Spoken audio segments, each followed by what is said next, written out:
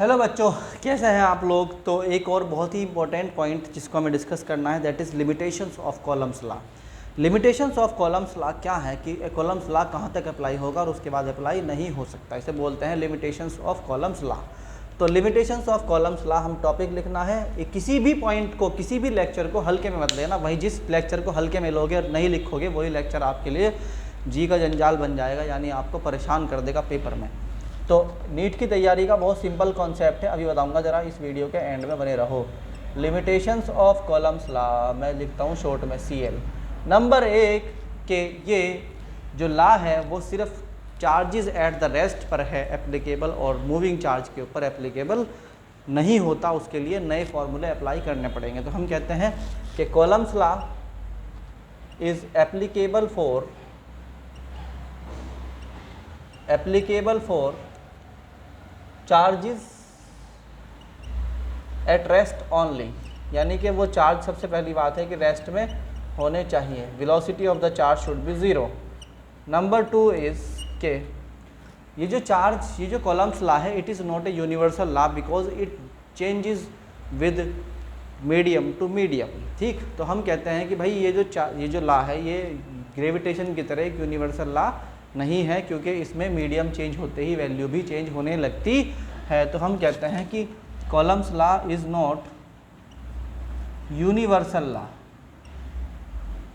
ये एक universal law नहीं है बिकॉज इट चेंजेस, ये बदल जाता है किसके साथ, विद मीडियम। ठीक, कैसे बदलता है आपको पता है, फार्मूला F इक्वल टू होता है 1/4 pi epsilon not Q1 Q2 over R square. तो यहाँ पर K भी लग सकता है।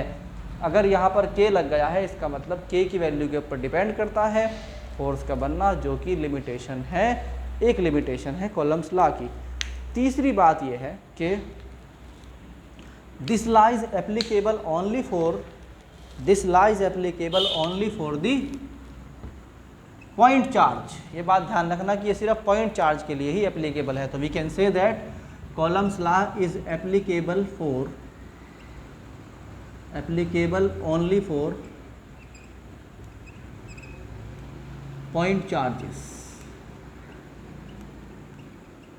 ठीक है बच्चों, मेरे ख्याल से ये पॉइंट आपको समझ में आए होंगे।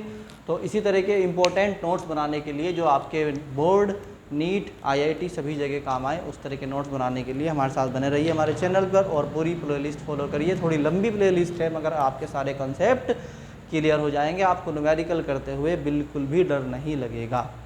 तो वो बात क्या थी जो मैं लास्ट में कह रहा था, भाई देखो मेरी बात सुनो ध्यान से, कि आपकी जो क्वेश्चंस की प्रैक्टिस होती है ना, देखो फिजिक्स एक ऐसा कंसेप्ट, एक ऐसा सब्जेक्ट है कि अगर आपको ये समझ में आने लगे तो 1 बाय 1 आपको जो है ना, अगर आपको सीरियल वाइज कहीं से कोई नोट्स मिल जाए, यार ऐसा पढ़ाने वाला मिल जाए जो आपको एक एक करके सारे पॉइंट पढ़ा दे पहले से लेके आखिर तक, यानी कि आप चाहते हो सर मुझे ऐसी जगह मिल जाए कहीं पढ़ने के लिए जहाँ पर सर बिल्कुल ABCD से शुरू करें और जहाँ तक मतलब IIT तक, नीट तक, जहाँ तक आपको जाना है वहाँ तक जाएं। सर जी मैं तो इतना बुद्धू हूँ कि मुझ पे तो न्यूमेरिकल सॉल्व करने भी नहीं आते, मुझे तो बेसिक अंडरस्टैंडिंग ऑफ फिज़िक्स भी नहीं आती है। तो भैया उसी लिए मैंने यह चैनल बनाया है जहाँ पर क्वेश्चन बिल्कुल ज़ीरो से स्टार्ट होंगे। तो आप इन क्वेश्चंस को पकड़े रखिए, नोट्स को बनाते रहिए, ये बहुत मज़ा आने वाला है आगे आगे जाके। तो बच्चों ये था आपका limitations of columns law, hope आपको समझ में आया होगा। चलते हैं नेक्स्ट पॉइंट पर।